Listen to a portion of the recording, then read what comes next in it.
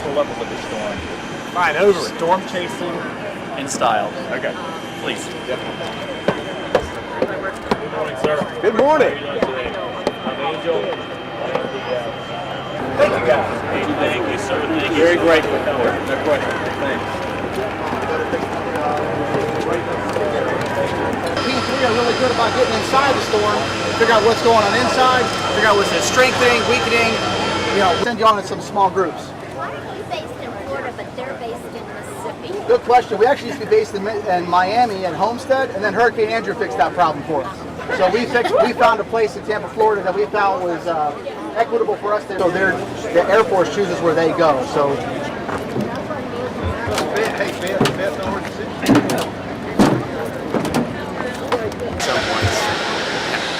Now, last year it was an invest for something, and they had to turn around and come back, or something was wrong with you. Yeah, I wasn't on that one.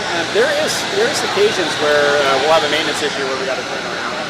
One thing we get a little nervous about is when we're in the storm is the lightning strikes. If it's a really often arduous because the lightning can strike the nose of the airplane, which takes our radar. Or seeing the rain for navigation purposes. We use it for both. And so we can have, being an electric airplane, you can have issues with the airplane maintenance, the motor, sometimes fuel problems. It does creep up there. See how strong it is? I want to pull one. Ready? Maybe stick your hand here. Pull in the middle. Right here? Yep. Ooh, something smells. Isn't that strong? It's probably the balloon. It has a really strong latex smell. Oh, I thought it was supposed to be like hot. I thought it was supposed to be that one. Yeah. No, but I know it's adverse access. Yeah, if you want to give me, I can at least pass that along because they're doing something.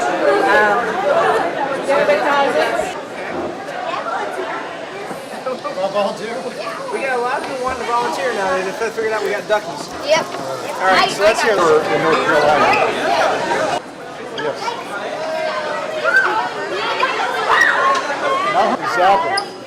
Exactly. There's a lot of parts of it. They make a little tornado like that. Is what coming? All right, it's raining. Where's the water going? At the soccer field. Yep. Now, here you go. All right, guys, watch your homes downriver. What's that? Uh-oh. What are we doing? The house is moving. Well, what about the people on the hill? They go to the river? So these guys are now. Okay, awesome. All right, cool. We will be over to you. We can do the tour at our leisure for the next 30 minutes. Perfect.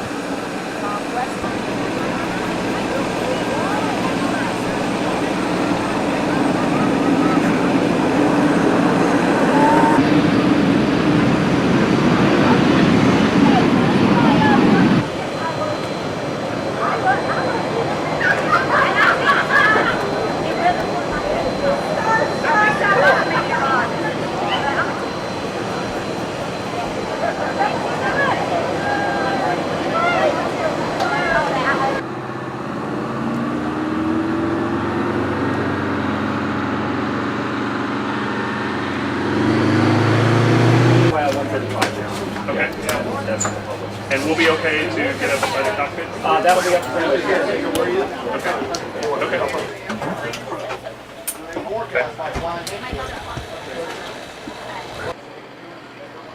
So we shot everything else outside about what these planes are, what they do, and then this is usually the last 3 seconds. We're open to Cassette tape. The only other idea I have is appreciate that. It'll be our little secret that I borrowed those. We're next star, and you guys are Warren Buffett, right? Yeah, we got CAP and I warranty. Oh, really? Where did you do all this? Yeah. Oh, okay, cool. Almost.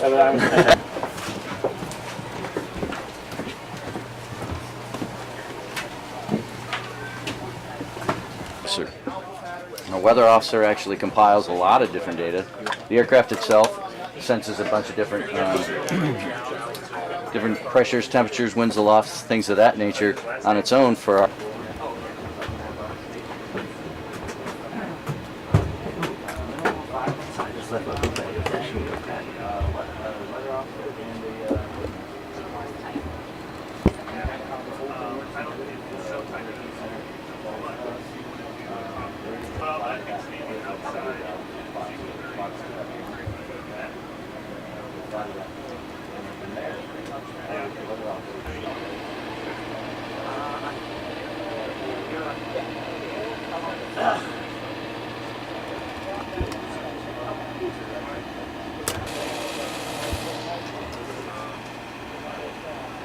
40 to 45,000 feet. Check my math. We got a meteorologist up there that's a lot smarter on that than I am, but we cannot get above a hurricane. We can't, not in this plane. So we can't get above them, and they don't want us above them. Our job is to go through them. Anybody else? When you configure for Naming them, it's a little bit more noticeable. We've been flying them for years. And so we'll get out there and we timber, and we stop flying hurricanes in November. I have actually, literally no kidding, landed from a hurricane mission and then gone with the crew rest of the A, B, you do the alphabet, you can figure out the model of the aircraft. If you're on the jet, A is the newest one out there. Well, this is going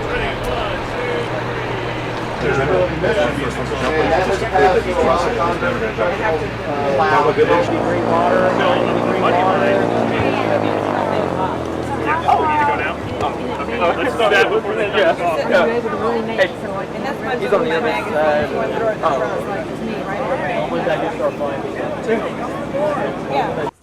All right, you guys just let me know when I should start talking. And Dave, what do you want to do about microphone?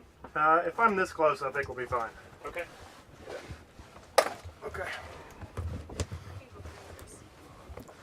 Oh, it's hot in here. yes, it is. We got the back door open, but there's just no flow. Okay. All right, let me know when I should start this. Yeah, all right. Well, welcome aboard NOAA's Gulfstream High Altitude Hurricane Research Aircraft. I'm Commander Doug McIntyre, the aircraft commander for the plane.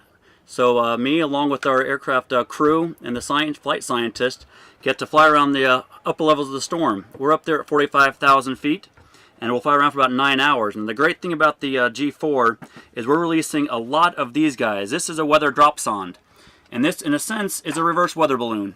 It's going to measure temperature, pressure, relative humidity, and wind speed and direction. And we'll take this from 45,000 feet, drop it out of the plane, and as it releases from the plane, a little drag chute pops out, and it floats down all the way to the surface of the ocean, the entire time transmitting to us via VHF frequency. We'll take that data, package it up, clean it up, and beam it off to the Hurricane Center via satellite link. That way the Hurricane Center is getting real-time data acquisition from the storms as we fly around it. Now this G4 is highly specialized, and we're flying up there at 45,000 feet, and we have the endurance and the speed to not only fly around the storm, but check out and measure all the air masses that surround the storm. My great example is Hurricane Matthew last year.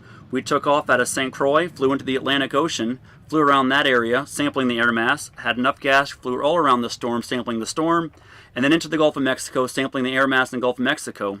The moment we landed, we realized that the Hurricane Center had an entire snapshot view of the Atlantic, the storm, and the Gulf of Mexico, and then they could actually really start getting that research model of the forecast track tightened up.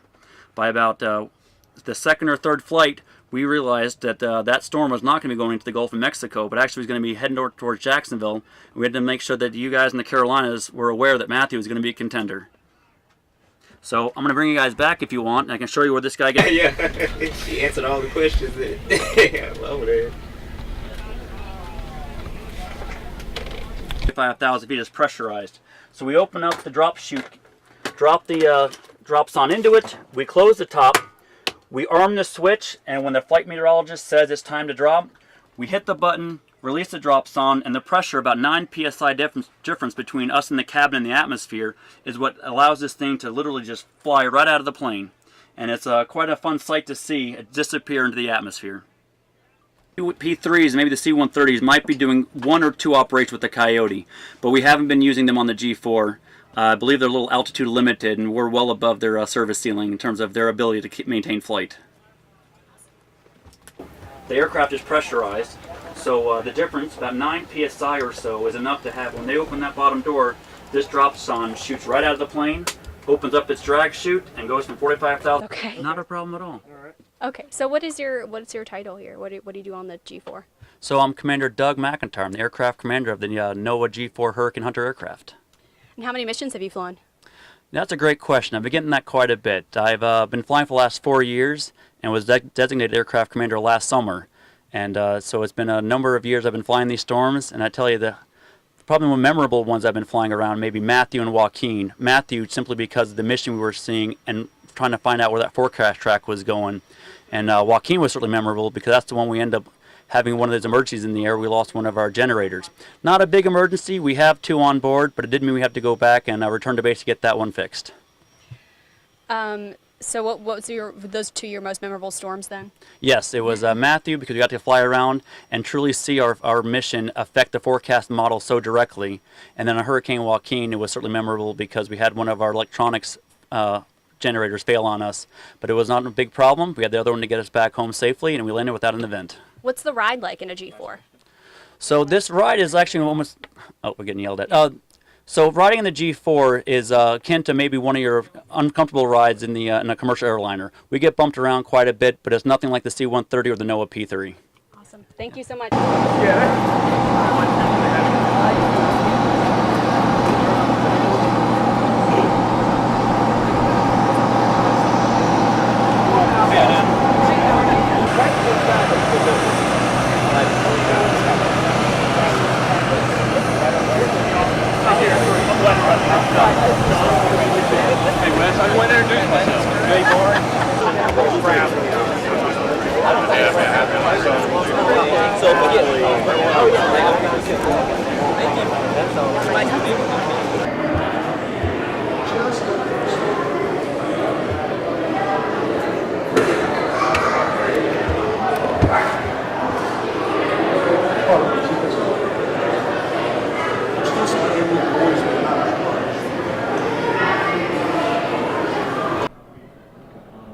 Check, check. Check, check, 1, 2, 3. 3, 2, 1. Raleigh was chosen specifically for a stop on the tour.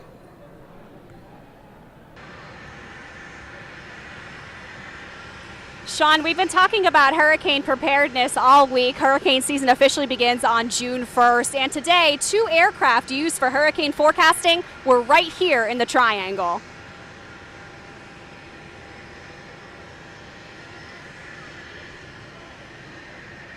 They fly over, around, and even into dangerous storms. And today, the Hurricane Hunter aircraft were on display at RDU International Airport as part of the 2017 Hurricane Awareness Tour. It's like having a 2-ton gorilla jump up and down on your car while you're going through a car wash.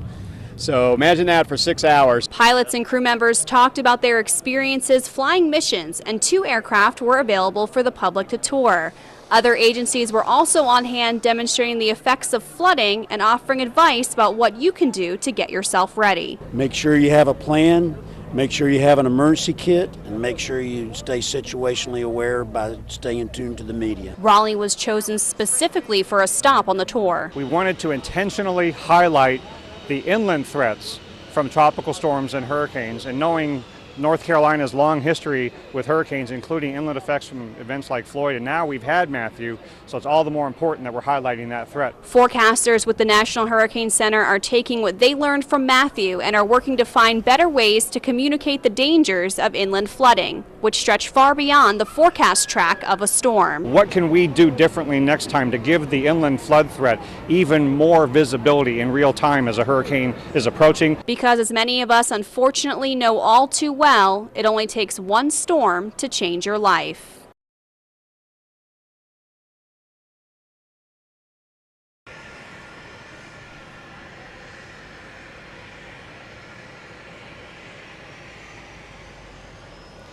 Now the WC-130J that you see there and the NOAA G4 are packing up tonight, and they are heading to Orlando as the next stop on their tour as it wraps up this week. Now the crowd today at RDU was actually so large they had to turn people away. They're still wrapping up the tour right now. So the event was a huge success to raise awareness about hurricane preparedness. Live at RDU, I'm Storm Team Meteorologist Kristen Ketchel, CBS North Carolina. They started flying missions into Irma this past Sunday. Here's video from that flight last weekend. And those type of flights will continue until the threat to the United States from Hurricane Irma ends. The 53rd Weather Reconnaissance Squadron of the United States Air Force is the only operational unit in the world investigating weather on a regular basis. And as you can imagine, it's a little different than the last flight you took. We'll go out and fly out in the middle of the water, drop down to about 1,000 feet, and we'll spend time working and trying to find what's called closed circulation. Sounds pretty easy when a tropical system is first developing, but when it's a hurricane, that flight can be a different story. It's really like a 2-ton gorilla jumping up and down on your car while you're going through a car wash. We'll go through the eye 4 times. Very rough when we go through, when we penetrate the eye wall. But once you're inside, that's where we're looking for the lowest of low pressure. Once Colonel Brian May flies the plane into the eye of the storm, it's time for the scientists in back to get to work. We'll drop generally in the eye wall in the eye of the storm, and this will just go in here. And when I'm ready to release it, the meteorologist will tell us to launch and shoot out the bottom of the airplane. The drop sonde is a reinforced cardboard tube equipped with weather instruments, a radio transmitter, and GPS. They drop several out the back of a plane during a flight into a storm. It'll fall basically in this configuration here, and it'll start collecting weather data. All the data streams basically live back to my computer here, along with the drop sonde and the weather from the aircraft and their Smurf processing. They can send all of it live via satellite to the Hurricane Center. So it's just a constant stream of data back from us to the Hurricane Center. Is the best place to get information usually the worst flight? Sometimes it's not the safest place, so kind of how we work together as a crew is this person is trying to collect the best data they can, and they have a job to do on the airplane. So what they'll do is they'll say, hey, pilot, turn left 15 degrees, and then the navigator will be the safety check on that. So the navigator is also a radar expert. He'll look at that and say, no, go 10 degrees left, and then we'll try to get it a little later. The hurricane hunters will fly into storms every 12 hours when they are further out to sea. But as storms like Irma approach the United States, the flight frequency ramps up. We'll fly out to the storm, loiter, and as we're making our last fix and coming out, our next plane's going in. So it's continuous 24-hour operations.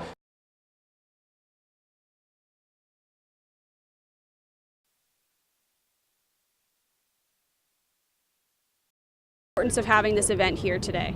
So what I think it does is it really enhances the awareness of Hurricane Preparedness Week, because it's only a few short weeks away that we roll right into hurricane season, June 1 through 30 November.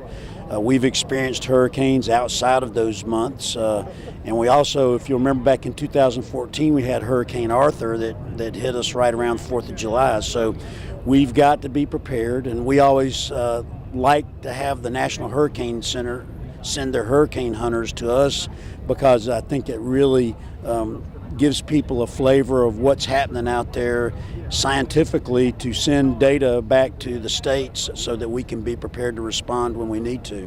Do you think that more people maybe in this area specifically are kind of looking toward this after Hurricane Matthew last year? We're hoping so. And as you know, a hurricane can hit in the mountains, in the central part of the state, and in the coast. So everybody in the entire state needs to be prepared for hurricanes, right? And so we want people to make sure they have a plan. We want to make sure that people have an emergency kit, and we want to make sure that people stay situationally aware at all times during all times, because there's more hazards than us hurricanes, but particularly during hurricane season. And that's why we want to encourage everybody to download the Ready NC app so they can learn how to create those emergency kits. They can learn how to make a plan and learn when shelters are open, where they are, when roads are closed. They can figure that out. Also gives good weather reports. Any specific emphasis on anything particular to focus on this upcoming hurricane season? Just the normal things, normal preparedness things. I would tell you, if you live in a flood zone, please make sure you have flood insurance. During Matthew, we had a lot of folks that did not have flood insurance, and now they're in a pretty bad spot. So we're still working Matthew recovery pretty hard. We've got around 140 families that are still living in motels, and I can tell you, if you think about living in a motel from last October till now because you can't find a good housing solution, that's pretty tough. And so we're working hard to find the housing solutions for those families. And so there's a shortage of affordable housing in North Carolina. We're working to remedy that situation very hard. And so one of the things, again, I want to emphasize, make sure you have a plan. make sure you have an emergency kit, and make sure you stay situationally aware by staying tuned to the media. Can you talk about some of the recovery efforts that are still ongoing with Matthew? Sure. So right now there's still over 500 people from FEMA working out of a joint field office with us here it's actually located in Durham. And we're creating project worksheets to repair roads, parks, water systems, debris removal, things like that. So that's going to be about $424 million. We're also preparing to receive about close to $200 million of community development block grant for disaster recovery funding that we'll use to build affordable housing and to repair housing, among other things. So we're continuing to work hard to reimburse communities for the disaster issues that they've had. We're working with the long-range recovery committees down in each of the counties. We have appointed some state liaison officers to work directly with the counties. So we're really working hard to make sure that not only are we bringing North Carolina back to where it was pre-disaster, we want to bring it back in a better way. And so one of the things that the General Assembly did last year is they tasked emergency management with drafting 50 resilient redevelopment plans for each of the disaster counties that were declared by the federal government. We've done that, and we're finalizing them now, and what's going to happen is it's going to help us identify unmet needs, and it's also going to inform us as to where we should build additional housing, things like that. Now, out of the $900 million in federal funding that was requested, we only got about $6 million. So how does that impact these recovery efforts? Substantially, because we had some pretty significant plans, as you might imagine, to take care of some gaps in affordable housing primarily. There's a real shortage of affordable housing in North Carolina, particularly in eastern North Carolina. So we had some major plans to address that with that funding, as well as some other things, housing repairs and things like that. And so, yes, we are at the airport, and so, but it's going to affect us, and so it's going to slow us down. And frankly, I don't understand. I think we made a good case. I think that our congressional leaders made a good case. I think the governor made a good case. I'm not sure why it was we only got $6 million, but the governor's going to continue to push that. He'll continue to work with the General Assembly to address our unmet needs, and I feel good that we're going to continue to work hard to have a good, solid recovery. All right, that's all we needed from you. Thank you so much. So tell me why you picked Raleigh as one of the inland locations this year for the tour.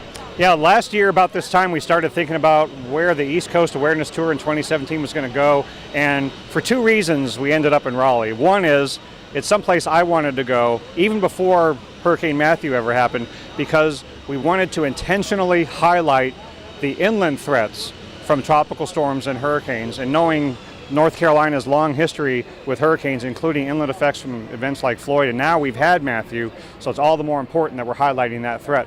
But also we have a very strong relationship with the emergency management community here in the state of North Carolina, and they requested us to come to Raleigh, thinking that it would be a very good central location to get a lot of folks together in the middle of the state to talk about how every resident in the state of North Carolina is vulnerable to hurricanes, and even though we had one last year, we got to prepare again for this hurricane season.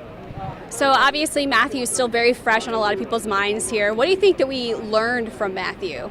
Well, we learned a lot of things that can not only be remembered here in North Carolina, but can teach a lot of folks throughout the country and other parts of the world about just how dangerous water is. I think most people aren't afraid enough of water and don't realize how heavy it is and how damaging it can be and how deadly it can be. And so we've already started thinking about what can we do differently next time to give the inland flood threat even more visibility in real time as a hurricane is approaching, with products not just from the National Hurricane Center, but from WPC, the Weather Prediction Center, our sister center that deals with the inland flood threat. And to give more visibility to the flash flood watches and warnings from your local National Weather Service forecast office. But the real-time communication enhancements are not the only piece of the puzzle. The other part of it is we really need to ramp up the public outreach and education so that people dedicate themselves to not driving their car into a water-covered roadway, don't drive around barricades when a road is closed, and also to get flood insurance, whether you rent or you own. The insurance that you have by default doesn't cover for flood. And so by preparing in advance, we can all be safer and recover more quickly next time there's an inland flood event. And this whole week is Hurricane Preparedness Week. So what makes this tour so important?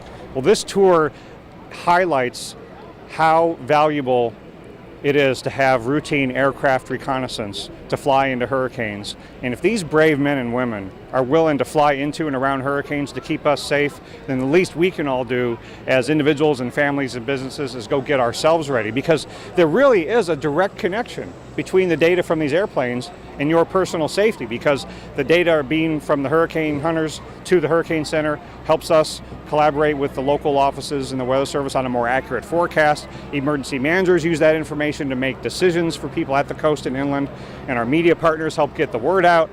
So these data are really keeping you safe. And when you see the incredible machines and you meet the awesome pilots and crew members, it instills more confidence in the information that you're going to be seeing from your government officials when the real thing is happening. Now, some changes coming to some products from the National Hurricane Center this year. Can you talk about those? Yeah, we've been in a multi-year aggressive period of innovating and trying to improve our collection of products and warnings to focus more on the individual hazards. Now, last year, during Hermine and Matthew, we made operational our potential storm surge flooding map to show you where the storm surge could occur. And now this year in 2017, we're going operational in the National Weather Service with storm surge watches and warnings. You saw a prototype graphic of that last year, but this is the real thing this year. And you might ask, why do we need a new storm surge watch and warning separate from and in addition to the hurricane watch and warning? Well, it's because hurricane force winds and storm surge don't always occur at the same place or at the same time.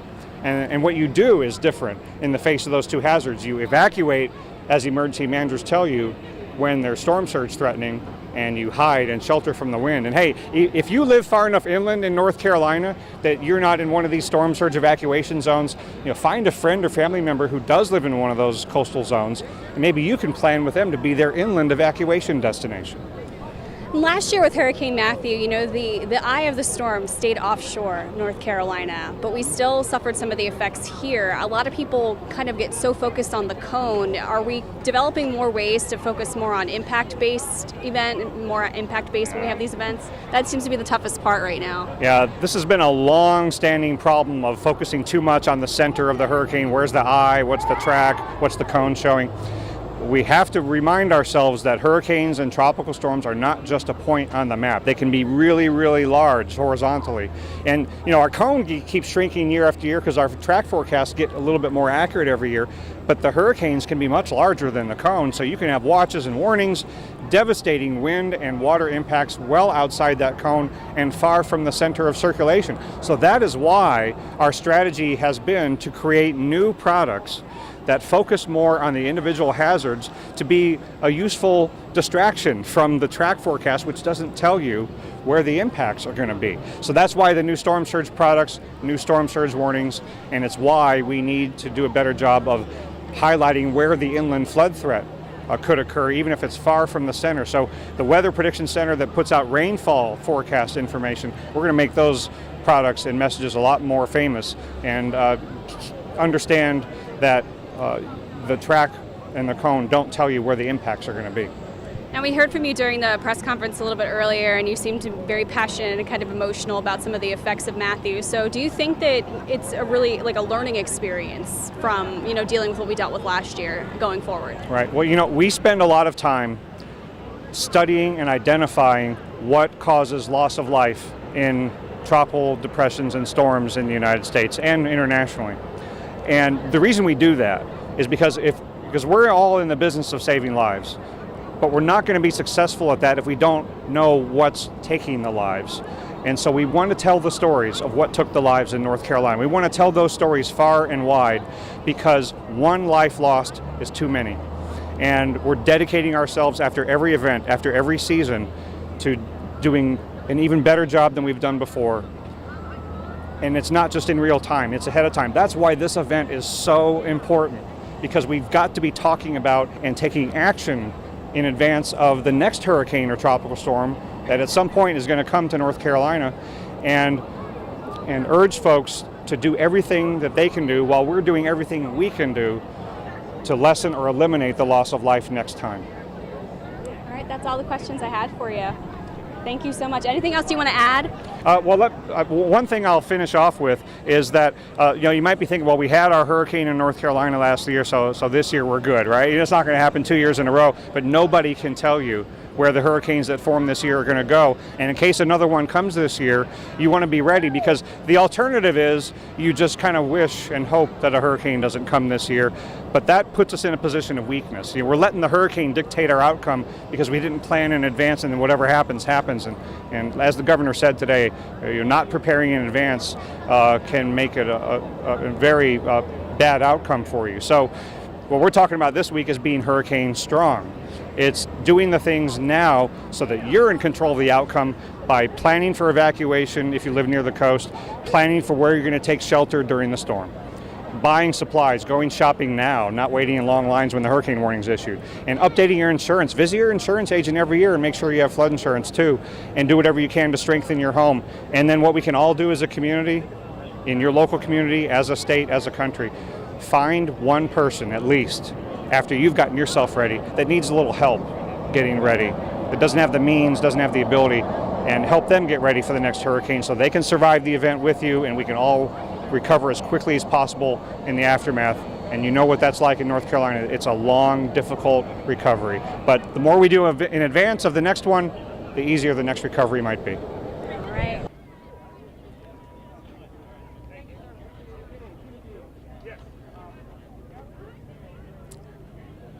Well, we're actually on the tarmac over here on the Terminal 1 side. Behind me is one of the Hurricane Hunter aircraft. That's the WC-130J, and this gentleman next to me is on board that craft frequently. Major Kelly Soich is flying with us today, and you were 7 months ago, while we were going through 10 inches of rain and horrible conditions down here, you were up flying Matthew. And the question I always get when talking about the Hurricane Hunters, and I'll ask you this, what's it like when you're up there flying in a hurricane in an airplane? Well, it's actually very intense, and the best way to put it, it's like having a 2-ton gorilla jump up and down on your car while you're going through a car wash. So imagine that for 6 hours, and so when we're up there collecting data, we're working very digitally to keep the airplane safe, but it can be very taxing on the crew. So it's a very exhilarating job, but it can be also very tiresome. And now you're a navigator with the Air Force, and you've got a job to do up there, but are you aware of what's going on the ground while you're up there investigating hurricanes?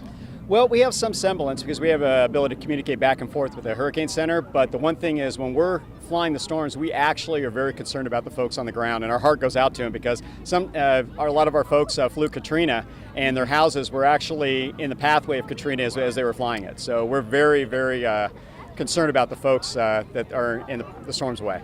Well, we appreciate all your work and your service for the military and for keeping us safe. Let's hope it's a long time before you're flying over North Carolina again. We'll have more tonight on what happened with Governor Cooper this morning. Of course, he kicked off the event with some big news concerning Hurricane Matthew, and of course, the plane behind me and some of the officials here. That'll be later tonight at 5 and 6 on CBS North Carolina. For now, reporting live at RDU, I'm Wes Hohenstein, CBS North Carolina. Okay, and just so we have it for when we edit this, Major Kelly Soich, S-O-I-C-H, of U.S. Air Force. And let's start off with what we started with last time. It's been 7 months since Hurricane Matthew hit North Carolina. And are you aware of what's going on the ground during a hurricane while you're up there doing your job investigating hurricanes? Well, we have contact with the National Hurricane Center, so we get some understanding of what's going on. But the one thing is our hearts always go out to the folks that are in the storm's pathway, because we had a lot of crews that were flying Katrina, and the storm was making landfall while they were in the air. So we do have an understanding, and so we're always concerned about the folks on the ground and hope they understand that the Hurricane Center is bringing out some great warnings, and they need to look at those. Now, most of us in the real world, flying commercial, don't do well with turbulence. I got to ask you, flying through a hurricane that could have 150-mile-an-hour winds in an airplane, I mean, what's it like up there for you? Well, it can be very intense. It's really like a 2-ton gorilla jumping up and down on your car while you're going through a car wash. So for a long 6-hour mission, you're really tired at the end, and it's very taxing on you. Yeah, so let's talk about 6-hour missions. Sometimes they go even longer. What's an average time length, and I mean, what are you guys doing up there while you're in that hurricane? Well, we'll spend 6 hours in the storm environment, and that doesn't include our transit time. So some of our missions could be up to 12 hours in the air, not including all of our planning time, which could be up to 16 hours. So we'll have crews in the air constantly while we're actually planning. So it's a very long day for our crews that are out there flying the missions. So with one storm that may last 2 weeks, how often are you flying through that storm when you're on duty? Well, it depends on the position of the storm relative to landfall. If it's way out in the ocean, then we will be there about every 12 hours. If it says it starts to approach, we end up flying a lot more, and there's times where I've actually passed my relief aircraft on the way out of the storm when they're coming in. So usually 24/7, we have an airplane in the storm when it's close. Now, have you had we were happy to report that, as crazy as that sounds, as flying a hurricane or an airplane into a hurricane, there's never been an incident. Have you ever had any interesting things happen, though, while flying a storm? I've been very fortunate so far, which our crews are highly trained, and so we try to mitigate the risk as much as we can. So I've been very fortunate, but I like to kind of keep it at that. Right. Well, we won't jinx it any further. Let's talk about the plane you all are using, because there is a military version, and this is the weather version. Can you talk about the WC-130J? The WC-130J is built by Lockheed. It's a Super Hercules, and we have about 4,000 shaft horsepower in each motor, so extremely powerful airplane. And what they did, they took that airplane directly off the assembly line, fitted it with weather instrumentation, and that's what we fly through the storm. And you've been flying for more than 20 years as a navigator. How many storms can you recall being in? I think the last count, is somewhere around 20. Wow. So. And we'll go back to Matthew just for a second. That storm came up from the south, down through the Caribbean, and then up the East Coast, and then finally over here to North Carolina. How many times would you say you were in and out of, Matthew, during the life of that storm? I got to fly the mission pretty much as it was coming off the Bahamas and getting ready to come up the coast of Florida. And so that was one of the most intense periods of the storm when it was moving up towards the higher categories. And the problem with flying over the Bahamas is it's extremely bumpy. So I was very happy to only have to fly one mission in that particular storm. Now, when you're going through your Air Force training, learning how to fly, is this something that you think about having a goal of, or how did you wind up flying into hurricanes? This was not on my agenda at all. I was a tactical navigator flying on the C-130, and I was sitting at my unit one day and said, that looks like a great time. I had a real passion for weather and called up the unit and see if they were hiring, and luckily I got an interview, and here I am. Now, I've got to wonder, though, what seems like the more dangerous event? Flying one of these things while we're in an active military situation, or flying into an active hurricane? Neither seems like a great flight. What's your thoughts on that? Both have their risks, and again, it's managed risk. My family prefers this mission, though. Right. So. And luckily, we haven't been in a whole lot of situations lately. What do they use this for on the military side when it's on duty for other than weather events? Well, the C-130 is a variable platform. They actually use it for search and rescue, for cargo delivery, both airdrop and air land, and also medevac. Okay. So. Things good with you? Anything specific you want me to ask? Okay. Okay. Okay. Did you talk about, because I've heard from other pilots before that... So hurricanes are much stronger than tropical storms, but for you, it's actually worse to fly into a tropical storm. Can you talk about why? Well, that's right. The system itself is building up and it's falling on itself, so it's constantly in turbulence. So those systems haven't formed yet. When you get in the higher end of the hurricanes, they're actually formed, they're very stable. So there's times we'll be looking on the radar thinking we're going to get knocked around, and it doesn't happen. And there's times that we don't see anything on the radar and we get knocked around. So that's one thing about in the tropical storms that we're very concerned about. Now, once you get to the middle of these storms or hurricanes, we've got ourselves an eye. And is it as nice and clear and smooth as we've heard? Breathtaking. Absolutely breathtaking. The seas are fairly calm, the winds are calm, and there's a billowing stadium effect. The clouds are extremely bright white, and the vertical view looking up is crystal clear blue. They're absolutely fantastic. But it takes a lot of work to get there. Right. So, going through the eye wall, I imagine, right. is not a pleasant experience. It's not. It can be very arduous. The one thing we're very concerned about when we come through the eye walls are tornadoes. They have a tendency to pop up in different places, so we watch vigilantly for those as we're coming through because they can damage the airplane significantly. And what's your Are you guys fluctuating altitude as you're flying through the eye? For the lighter category storms, we'll fly at 5,000 feet, and the stronger ones will be at 10,000 feet above the water. So we actually cut right through the center of the storm, and we don't really fly in altitude. We'll fly a pressure gradient, so we'll fly around 700 or 850 millibars, and what that does is it takes us down into the storm and back out. One of the reasons why we fly higher is the lower you go in a tropical storm or a hurricane, you have significant up and down drafts. Well, we don't want to be underneath one of those down drafts because it's very possible it could put us on the ocean floor at about 45 seconds. Oh, wow. So now we talked about Matthew and you mentioned Katrina. Do you recall what was the worst storm that you covered, or maybe the worst flight while you were navigating and on duty? Actually, it was Hurricane Joaquin. We were over the Bahamas, and it was 6 hours of constant turbulence. Some hurricanes you have a tendency to smooth out when you're when you're actually going through the outer bands. Mm-hmm. Hurricane Joaquin was just bouncy the whole time, and I was extremely happy to get back on the ground. Wow! And you guys are out of Keesler Air Force Base, okay. Mississippi. Okay. All right. So let's talk about before storms become hurricanes. You do a lot of investigating. Talk about what those flights are like. Those flights are very long in some instances. When we get tasked by the National Hurricane Center to go look at a tropical depression or something that's a suspect that they're interested in, we'll go out and fly out in the middle of the water, drop down to about 1,000 feet, and we'll spend time working and trying to find what's called closed circulation. And that closed circulation, what it does is it's circulation from all four quadrants of a suspected storm area. Mm-hmm. And that means it'll close off, and that has the probability then of actually spinning up into a tropical storm. Right. So those missions can be almost 12 hours. Now, when you're 1,000 feet off the water and there's not a tropical storm or hurricane yet, is that something you can take a minute to enjoy? Yes, it's absolutely beautiful. You have crystal clear blue skies. The ocean water is absolutely gorgeous out in the middle of the ocean, and every once in a while you come across a nice big white puffy cloud. It's fantastic flying. Wow. Very cool. Okay, good stuff. Okay, so just so we have it for purposes later, sure. Colonel Brian May, United States Air Force. Just can we get a little bit about you? How long have you been working with the WC-130 program? Okay, so with the WC-130 program, I'm relatively new. So I just took command of the 403rd Operations Group, which the 53rd Weather Reconnaissance Squadron is one of the squadrons under my command. Just took charge in August of last year. But in enough time that I got to fly the two storms that did impact the United States last year. So I flew both Hermine and Matthew. And I will tell you, maybe some other folks already share, but Hermine, I have a teenage son, so I can easily share the story.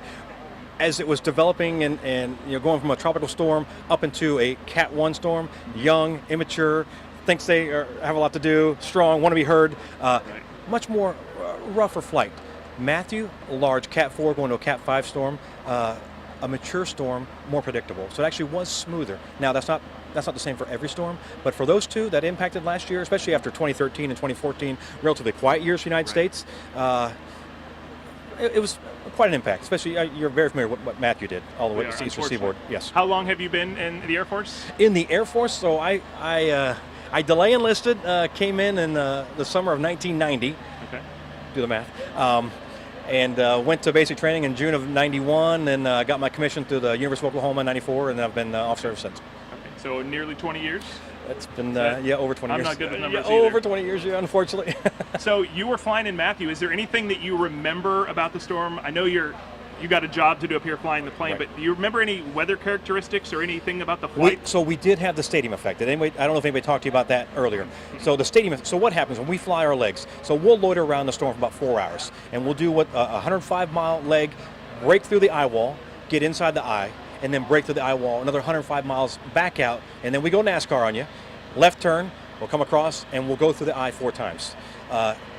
Very rough when we penetrate the eye wall, but once you're inside, that's where we're looking for the lowest of low pressure, and we're looking for that wind to come off the wing and almost get to a zero. It's very calm inside the eye. But you're inside the eye, even at night. So I was flying it at night.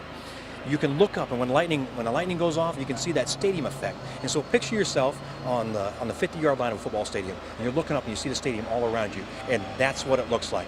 And when it's lit up by the lightning at night, it's actually very cool. During the daytime, it's beautiful, obviously, but at night, it's quite a scene.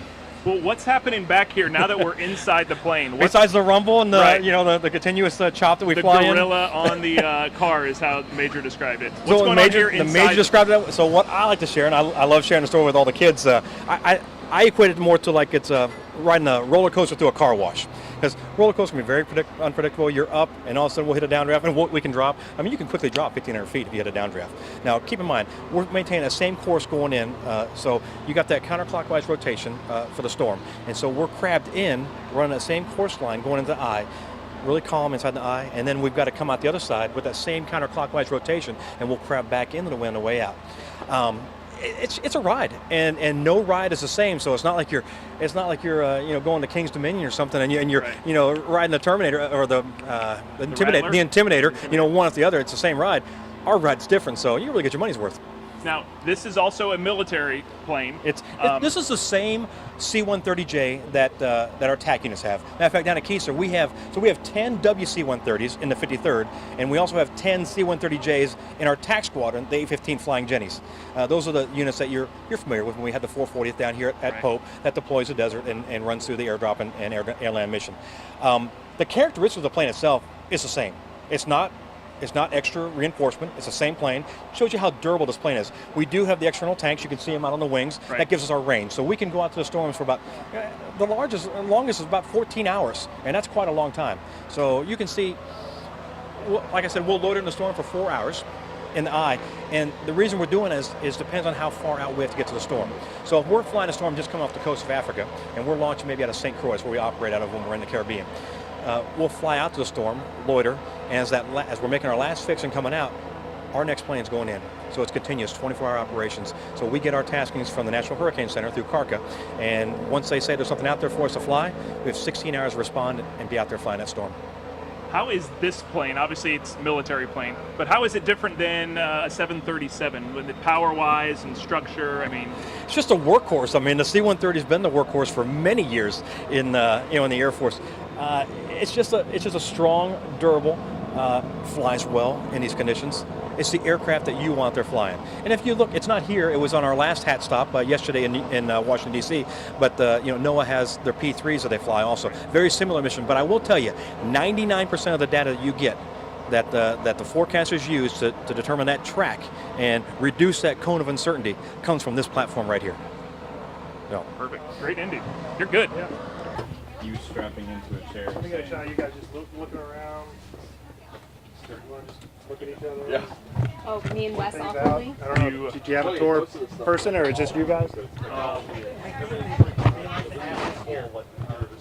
around. Wes is by himself. It's a little demo of what happens here during a mission. Yeah, of course. So when we're flying through a storm at 10,000 feet, we use the drop sonde to gather weather data. And this is it right here. So what we'll do is we'll drop generally in the eye wall in the eye of the storm. And this will just go in here. And when I'm ready to release it, the meteorologist will tell us to launch and shoot out the bottom of the airplane. As soon as it's out, it'll deploy the chute. It'll fall basically in this configuration here, and it'll start collecting weather data. All the data streams basically live back to my computer here, so I can see all the information, the temperature, pressure, wind speed, wind direction, all of it from this small little instrument here. Once it processes it, it hits the water, and it'll basically cut out. Water, electronics don't necessarily go together. So I can process it and QC it and send it over to the meteorologist over here. So along with the drop sonde and the weather from the aircraft and their SMRF processing, they can send all of it live via satellite to the Hurricane Center. So it's just a constant stream of data back from us to the Hurricane Center. And then how long before I have it on my computer in the Weather Center? I guess as soon as they get it, they're basically putting it into the models and making, putting watches, warnings, alerts out for surface winds and pressures and stuff. So how many do you launch per mission, would you say? About 8 to 10 in a mission. Again, that's assuming 4 penetrations, eye wall, eye each time, so about 8 to 10. Right. Yeah. Okay. And help me out with your rank, because I'm not familiar with. Technical Sergeant Tom Barnaby. Sergeant. Yeah. Okay. Can you get a quick? Yeah. I've never TSGT. Thank you, sir. I appreciate no problem. Your help there. This is our RWO pilot, Aerial Reconnaissance Weather Officer pilot. I'm not an RWO. I'm a pilot.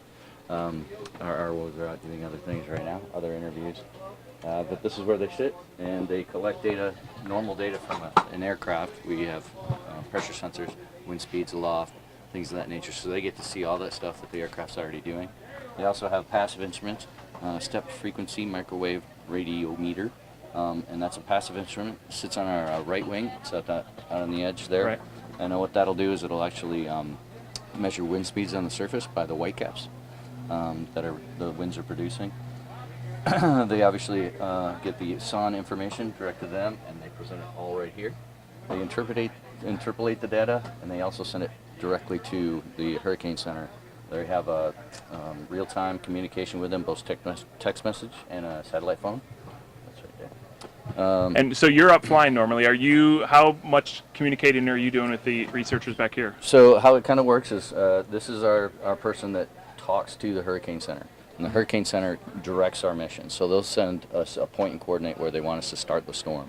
And then we have what's called an alpha pattern, which is a big X that we fly in the sky. And it starts out at 105 miles normally to go to the eye wall, and then 105 miles outside. And then we cross over, and then we come back again perpendicular to that track so that we can get the full eye, find the center of the eye. But what they'll do here is they'll set it up, and then we'll actually go through, and they have a radar screen. They keep us protected for the most part, not to fly in anything that's really, really dangerous. Right. And then they also direct us where we can go to get the best information in the storm. From there, they'll tell the pilots directly, once we're in the storm, this person is kind of directing where the aircraft goes.